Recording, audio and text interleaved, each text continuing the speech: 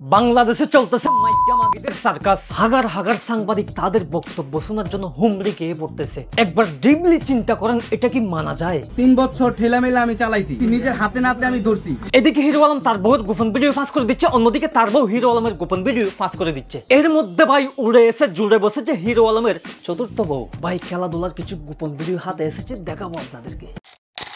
Max অভির সাথে আমার কাজ। ম্যাক্স? What is max? কিন্তু কাজটা কি আমরা ঘরের মধ্যে করেছিলাম নাকি ক্যামেরা নিয়ে বাইরে করেছিলাম? কাজটা কোথায় করেছেন সেটা আমার কাছে এসেছে, দেখাবো একটু পরে। এখন ম্যাক্স অভির স্ত্রী যেটা দাবি করেছে আমি নাকি তার সংসার ভেঙে দিয়েছি। ম্যাক্স বাবুর সাথে যেভাবে করেছে তোমাদের সংসারের খেলাধুলা দেখতে দেখতে তো পাবলিকের বমি আসতেছে। যে আমারে বাসার থেকে বের করে ওর কর্মচারী জনিকে দিয়ে বগুড়া বনানী নামে এক জায়গা আমাকে রেখে চলে গেছে। এটা নাকি হিরো আলমের চতুর্থ বউ, যদিও তার কাছে কোনো প্রমাণ নাই। এখানে একটা জিনিস খেয়াল করেছেন, এই কি মাসের কথা শোনার জন্য হাগার হাগার সাংবাদিক ক্যামেরা তাক করে দাঁড়িয়ে আছে। মনে হচ্ছে জাতির উদ্দেশ্যে ভাষণ দিচ্ছে ডক্টর ইউনুস। এটা কি মানা যায়? উনি তো নামাজও পড়ে না ঠিক মতো, ওনার কথা কতটা আপনারা বিশ্বাস করেন জানি না। ও মারে, ও মারে, তুই কোন জাতের নারী রে? তুই কোন জাতের নারী? তোর দেখলেই তো আমি আছে আমার। ইমপ্রেস করছে একটা, আমরা তো মেয়ে মানুষ, মেয়েরা চেহারা দেখে না, মেয়েরা কিন্তু চেহারা দেখে না, টাকা দেখে না, কেয়ারিং দেখে। ও মা, তুমি টাকা পয়সা দেখো নাই? দন দেখছিলা? দন মানে আমি ধন সম্পদের কথা বলতেছি, আপনারা অন্যভাবে নিয়েন না। হিরো আলম পরকীয়ায় জড়িত আছে।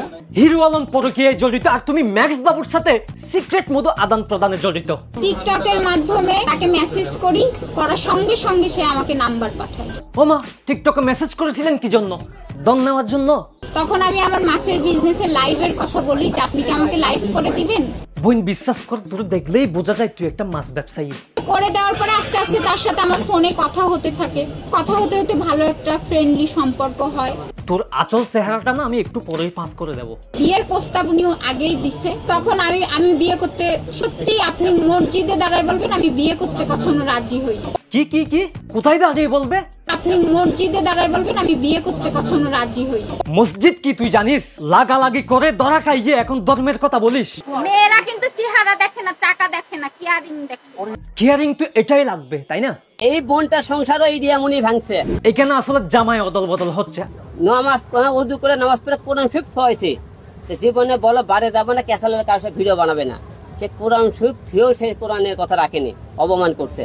কোরআন কি জানিস রে ভাই? পতিতালয়ের মেয়ে কখনো বুঝবে কোরআন কি জিনিস? লাগালাগি কইরে মানুষকে তো চোখের উপরে রাখেন, এখন আসছেন ধর্মের কথা বলতে। আলম ভাই ক্ষমা চাচ্ছি ভাই, এবার মাফ করেন। আর কত খেলা দেখাইবেন আপনি? আমার খুব অবাক লাগে এই নোটের কথা শোনার জন্য এত হাজার হাজার সাংবাদিক হুমড়ি খেয়ে পড়তেছে। মানুষ তো মোবাইলে এমবি ঢুকায় এই লাগালাগির ভিডিওগুলো দেখার জন্য, তাই না? আলম ভাই ক্ষমা চাচ্ছি, জাতিকে এবার মুক্তি দিন। আপনার কাছ থেকে মুক্তি চাই আমরা।